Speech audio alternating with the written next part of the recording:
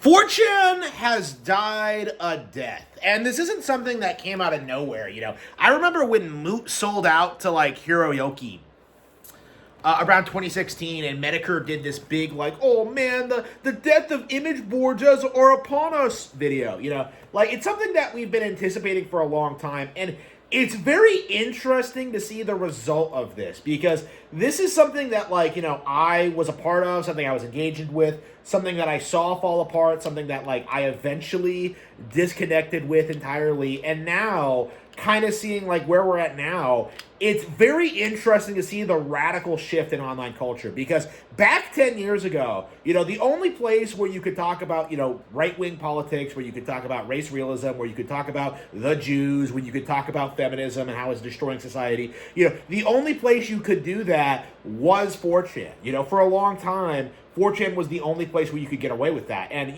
people were running ops, they were trying to, make people look ridiculous, but because of the nature of the image board system, where because it didn't have a ratings system in place, the best ideas eventually held out, won out over the weird propaganda. So you would sift through all these weird black threads, you would sift through these flat earth threads, and then you would hear about what's actually going on, and slowly start deprogramming yourself from all the nonsense that the public school system and society had tried to impart on you. That was true at the time. Absolutely, that was true at the time. But eventually, there was this period where it wasn't really enough. Okay, because they were starting to crack down harder and harder on specific ideas. Certain things were not allowed to get traction. Certain things were going nowhere. You weren't really allowed to say anything negative about certain groups of people or certain ideologies, or you weren't really able to do anything other than doom posting, essentially, for a while there. So eventually what seems to have happened is that people like myself left the platform, started talking about things more openly, on X, on YouTube, on other platforms. Kick is a thing now, Rumble, and 4chan has, in a way, kind of outlived its usefulness, because it's no longer a containment board for these weird fringe ideologies. A lot of these opinions and takes are a lot more mainstream now. Recently, there was a study done saying that about 50% of Republican men now believe the Holocaust never happened. And that's something that's very scary to a lot of people, because the Holocaust is traditionally how Israel has been controlling the Western world, through the white guilt. So again, the fact that this is now becoming more commonly understood and talked about in mainstream circles, in spite of 4chan's attempts at stifling it, it really just goes to show you what the end result of these policies were. Because 4chan allowed these ideas to fester, under the idea that it would be contained on 4chan, while everybody else was going through this extreme censorist purge, right? Around the 2020 period, people were getting their accounts axed on Twitter. My 5,000 follower account was axed off of Twitter.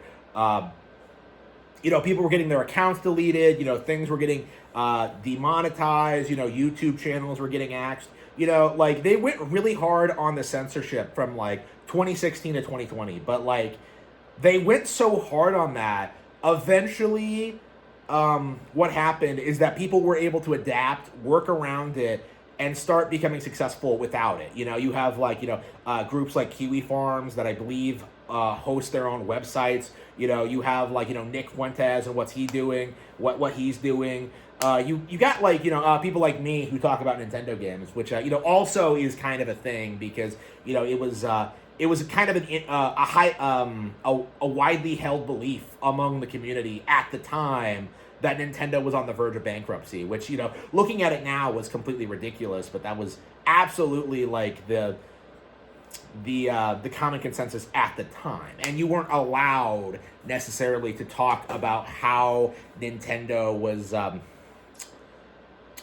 the market leader and how they were actually doing very well. There was a big industry bias against Nintendo, and even today they push back against you, trying to say to tell people about how the PS2 sales numbers are fake and the likes of that. So again, like what happened to me, when they tried censoring my channel, when they tried censoring my takes, when they tried, banning me on 4chan every time I would post, I just ended up, doing more channel stuff. I ended up doing YouTube.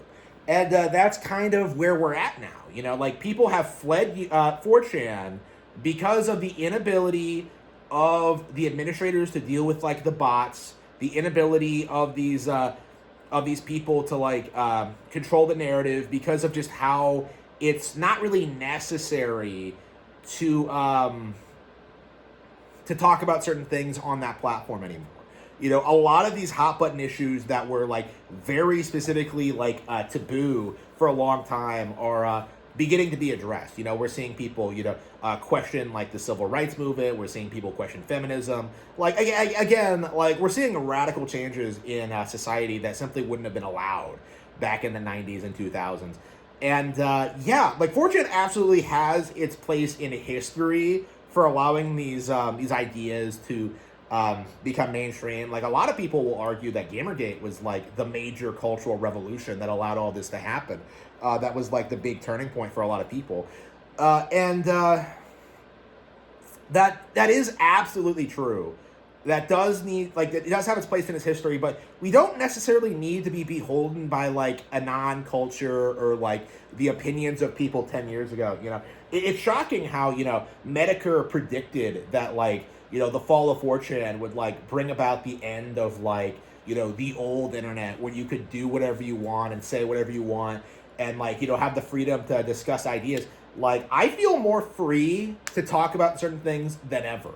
And people will actually listen to me and take me seriously. It's just, that's the major cultural shift, I think, is that more people are willing to listen when it comes to these specific hot button issues, right? It's becoming less and less taboo to talk about certain things. And that is a very terrifying thing for the establishment. Like, we have demonstrated that, like, censoring things doesn't work, but also, conversely, allowing people to do whatever they want isn't working for them either. And we're seeing the slow, gradual collapse of everything that they've been building up to since the 60s. White people are becoming more racially aware. People are becoming aware of how, like, feminism has caused problems for society.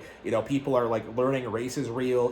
Like, people know that Israel controls. Like, again, there's so much that, like, you just weren't able to talk about 10 years ago, and now these ideas are more mainstream, and 4chan just couldn't do anything to stifle it.